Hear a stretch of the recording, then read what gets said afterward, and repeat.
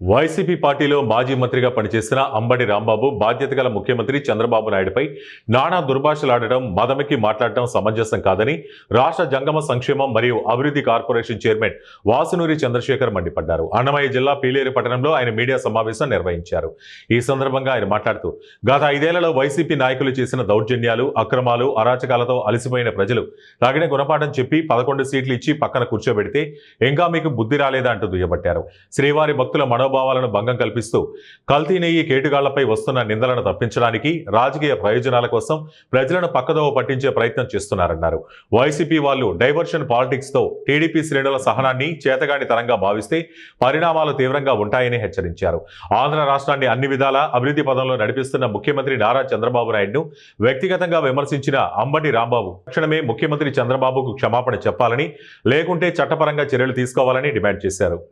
మీరు మా ప్రభుత్వం చేస్తున్నటువంటి అభివృద్ధిని, సంక్షేమాన్ని చూసి సహించలేక మీరు చేసినటువంటి తప్పులు కప్పిపుచ్చుకోవడానికి మీరు ఈ విధంగా ఏదో విధంగా విషయాన్ని డైవర్ట్ చేస్తూ దాన్ని మీరు చేసినటువంటి తప్పుల్ని ప్రజల్లోకి రానివ్వకుండా ప్రయత్నిస్తున్నారు.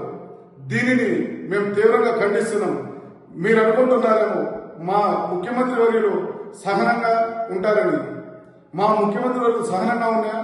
మా కార్యకర్తలు కూడా మీ కార్యకర్తల కంటే మీకంటే రౌడీజం చేయగలం, ఏమైనా చేయగలం. కేవలం మా పార్టీ క్రమశిక్షణ గల పార్టీ కాబట్టి, మా నాయకుడు క్రమశిక్షణ మాత్రమే నేర్పించారు కాబట్టి మీలాగా అడ్డదిడ్డంగా కేసులు పెట్టి భయభ్రాంతులకు గురి చేసే విధంగా మా నాయకులు ప్రవర్తించరు.